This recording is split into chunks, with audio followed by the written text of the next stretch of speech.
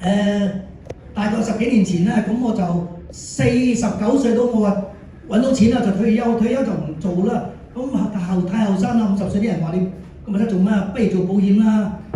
咁我話好辛苦嘅喎，做會計已經，仲要做保險，我冇客嘅喎，我哋公司有客俾你嘅。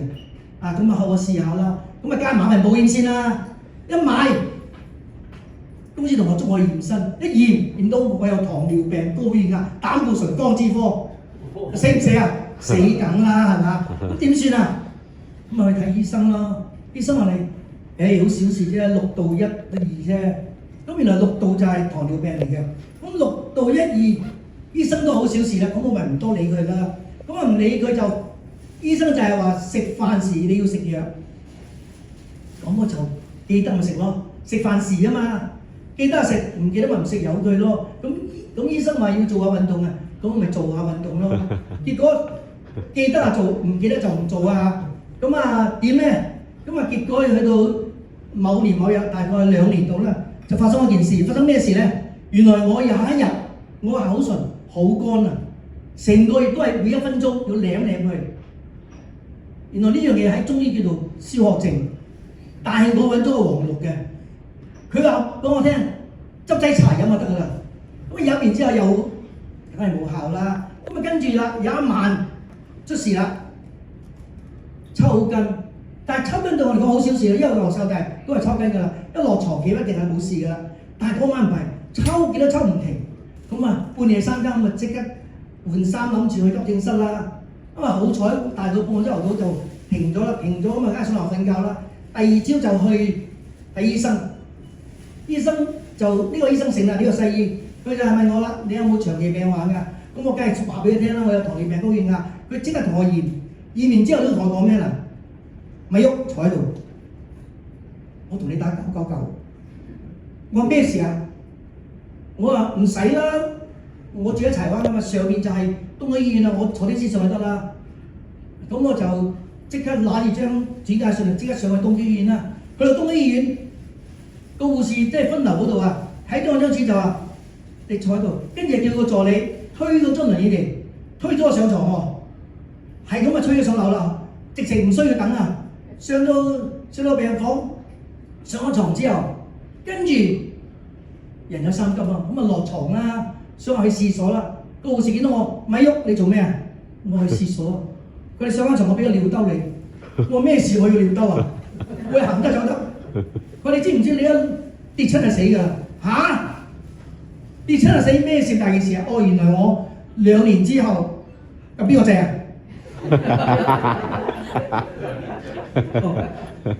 啊？我2年之後26.4度。哇！咁高啊！醫生話23，個護士話23度以上就隨時死得㗎啦。咁鬼高喎，所以。因為嗰次之後咧，真係住咗大家1個禮拜醫院啦，跌翻落去15、16度啦。但我趕住去考試啊，我好中意讀書嘅，出咗院啦。咁之後我都知道原來咧係要小心嘅。小心啦，我就唔係食飯時食飯時唔記得咗食，食完飯都要食藥。然之後咧就跟住做下運動啦。但係好中意食嘢㗎嘛，你知我後生食盡珍饈百味。我聽醫生講話，你要食咩少鹽、少糖、少油。我去酒樓咪叫條蒸魚啦。你同我熟咗之後唔好煎熟油，一點上到嚟唔煎熟油，哇！你試下你哋好鬼難食㗎，唔得啦。跟住食菜喎，白烚，哇！點食啊？所以對我嚟講咧唔得。你叫我戒呢樣嘢冇可能戒，不過我會嘅。我用個比喻當係坐監咁樣，你1個禮拜俾我坐2日監，好放我出嚟5日，即係我5日就食好啲，2日就戒口，咁又 OK 喎，保持咗喺15、16度，即係食飯前就9度10度，但係唔掂啊！醫生話你咁樣唔掂㗎喎，通常嚟講你要飯前。量嗰個血糖指數咧係要係9度以下。喺呢10幾20年嚟咧，我就不斷係咁食濕熱物啦，即係保健品啊！所有朋友知道咗我有糖尿病嘅，都會介紹我食濕月餅嘅。咁我就食咗大概幾廿種㗎啦。總之有人介紹我就買，有人介紹我買，買一過萬銀㗎，幾萬蚊㗎啦。食咗有冇效你話？估下你哋估下有冇效？如果有效，我唔識企喺度啦，係咪？就係冇效啦，食咗都冇效嘅。咁突然間就係喺一兩年前咧，我上線頭先出嚟講你嗰個 Patrick 嘅，就揾我喎。佢以前舊同事嚟㗎，突然間幾年冇見到嚟揾我，死啦！呢啲朋友幾年冇揾你嘅 sell 嘢，sell 緊我，一係借錢啊，係嘛？一係借錢，一係就 sell 我嘢啦。佢話：喂，你嚟聽下。佢冇話叫我 sell，佢叫我逢星期三嚟聽下。星期三就唔係呢度咁喎，喺出邊間大房，有冇1000都900㗎啦，好多人㗎，逢星期三。咁我就嚟聽啦，聽下，你會聽下幾耐？聽咗成年啊！哇！喂，大佬，3000幾蚊一樽喎，我退咗休㗎咯喎，我一做保險都係咁樣做下啫喎，咁我梗係唔買啦。咁啊，但係聽到原來乜嘢病都可以嘅喎，即係聽到好多種啊！我錄咗好多㗎啦，即係總之奇難雜症乜嘢，佢就唔係種神藥，但係佢就係真係乜神都醫到嘅。哇！真係好勁！咁啊好啦，同埋 Patrick 講，喂，買一套我就唔買啦，一樽3600，一套2萬幾蚊，不如整2樽嚟試下先嚟。我仲俾錢住喎，我同佢攞2樽，我話食得好俾錢你啦，食好都要俾嘅。咁我食咗佢2樽到啊，真係走去量我自己有血糖機㗎嘛，量一量，咦，跌咗落去 D 喎。D 啫，10度左右啦，咦 OK 喎，咁啊跟住醫生同我講，喂你唔掂啊，你次次你都10幾度啊嗱，我所有我俾晒你啊，真係㗎，我由食1-2粒食到而家10幾粒藥，哇！所有糖尿病嘅嘢都開晒俾我啦，佢話嗱你再唔減咧，你就每日喺肚度加一針，胰島素，一日加一針。我梗係唔想啦，一日同自己個肚皮加一針，傻嘅咩？咁喺呢個時間嘅時候，又遇到阿 Patrick 啦，唉，咁咪好咯，我買 Patrick 話咁樣嗱，你咧如果想快嘅就上晝食4粒，下晝食4粒，哇，嗰樽係冇法食晒。我話唔好啦，有啲平啲嘅方法啊。佢話一日食2粒啦，上晝2粒，下晝2粒啦，咁啊試下食啦。食完之後咧，真係有好處喎。又唔記得撳邊個掣？我幫你手，你仲係就講咧，撳一個掣啦，係啦，唔係呢個，另一個掣。冇啦。唔係呢個就，咁算啦，算啦。嗱，咁咧就有個我大概嗱之前咧就半年測試嘅，即係自從我個度數咁高之後就4個月一次，4個月見一次醫生一次，4個月就抽一次血嘅，原本就冇咁多㗎啦，咁啊。抽到咧，大概咧減咗就10度啦，10度都唔係靚啊嘛。咁我食咗4個月到，又輪到我抽血啦。哇！呢次靚啊，幾多啊？頭先見到啊，6.4度，靚唔靚啊？哇！6.4度，呢個真係我從來冇諗過㗎。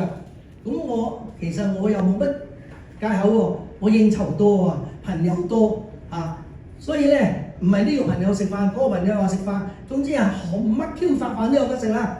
又食飯，咁你食飯你冇理由先上乳豬你唔食噶嘛，係咪啊？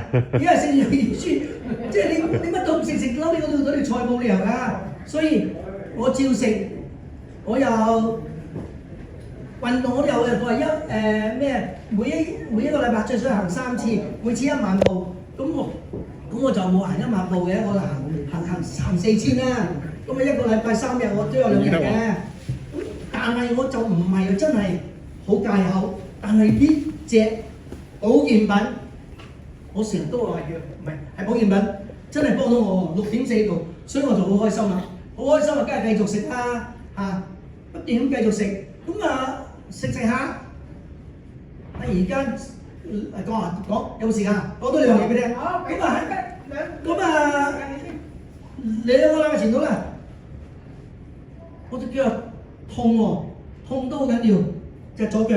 咁我喺3年前咧，4年前至到3年前都跌過幾次嘅，老啦嘛開始，咁啊跌過幾次嘅，跌過幾次咧就咁我以為舊病復發啦，去睇醫生啦，醫生睇完之後唔係喎，你摸下左右腳，隻呢隻腳又紅又腫，你摸下又熱辣辣，咁啊跟住問我食咗啲咩咯，我話講下，我話啊琴晚食咗成樽花生嚇，咁啊之前就食咗啲蟹啊蝦，我話係啦，你咩啊？